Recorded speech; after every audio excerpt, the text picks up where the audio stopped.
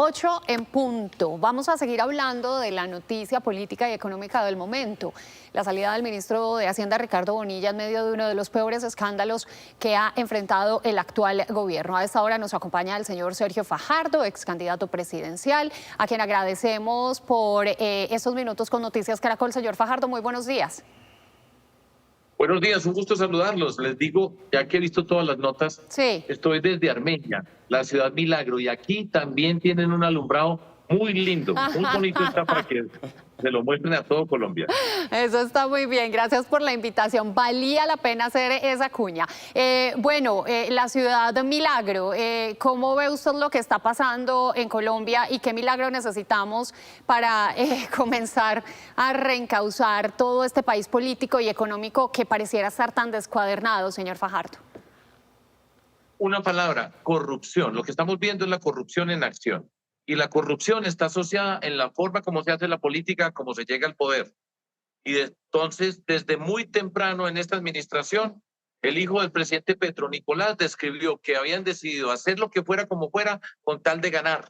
Y cuando se hace eso, pues se trabaja con Benedetti a la llegada y después ahora, por ejemplo, y hay corrupción en muchas partes. Y es una corrupción asociada con ese comportamiento en el Congreso, donde a cambio de puestos, contratos, se roban la plata del pueblo y el país se deteriora, se pierde la confianza y se hace el daño que se está haciendo. Corrupción, primer punto para transformar a Colombia, la lucha contra la corrupción, la forma de la política, y no lo hemos hecho. Y mientras que se esté jugando en esa cancha siempre, estamos viendo esta película que hace un daño muy grande al gobierno, que ya va viendo cómo la onda expansiva de la corrupción va creciendo, al país, porque es el ministro de Hacienda.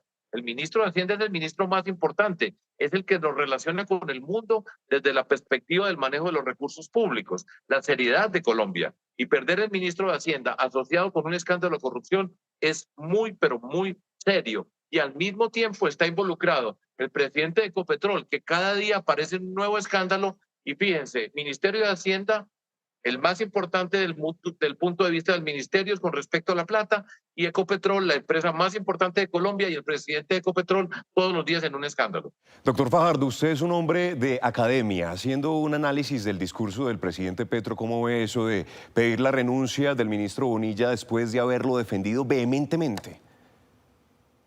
Yo me leí las 9 páginas que me salieron después de leer el tuit más largo en la historia del país, y no sé si mundial, puede estar para un Guinness Record. Y leí, y son una cantidad de manifestaciones desilvanadas, muy diciente de la mentalidad del presidente, tocando todos los temas. Y para terminar pidiéndole la renuncia al ministro de Hacienda, a quien supuestamente estaba apoyando.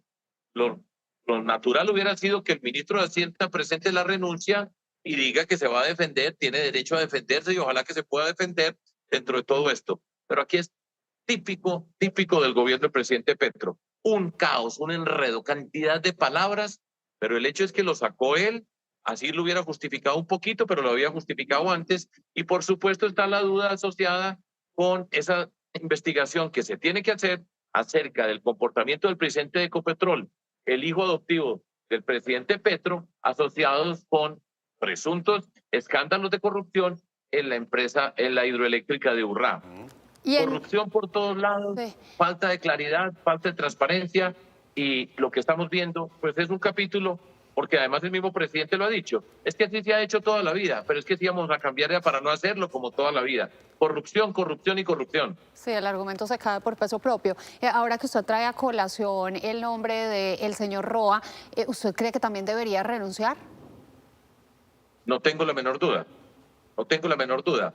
Todos tenemos derecho a defender, pero es que es una serie de acusaciones, de señalamientos por todos lados. Un día está el apartamento, otro día está la forma como llegó allá ese poder, están las cuentas de la campaña, escándalo por acá, escándalo por allá. Eso desvirtúa, y recordemos que Ecopetrol es la principal empresa del país, es la principal fuente de recursos de Colombia. Entonces, el ministro de Hacienda y el presidente de Ecopetrol, los dos más importantes para manejar la plata, involucrados en estos escándalos, que se defiendan donde se tienen que defender, pero el señor Roa no realmente no podría estar en ese cargo porque ya es suficiente ilustración acerca de todos los escándalos que lo están rodeando. Sí, un fuertísimo golpe reputacional. Muchísimas gracias, señor Fajardo. Mire, se me acabó el tiempo y me quedó un nombre pendiente por preguntarle, Benedetti, pero bueno, es que no tengo tiempo, me tengo que ir. Nada, que se quedó por fuera, llegó en avión con el presidente y salió la semana pasada sonriente de la oficina del presidente a decir que ahora ya iba a tener un cuarto o una oficina al lado del presidente, y de ahí salió para el Congreso. ¿Lo quieren más claro? Ahí está mostrado por qué llega la corrupción al poder. Y en la figura de Benedetti es un ejemplo concreto de lo que no puede pasar en Colombia. Señor Fajardo, gracias por su análisis, siempre valiosísimo su aporte y su lectura. Muchas gracias a ustedes. Hasta luego.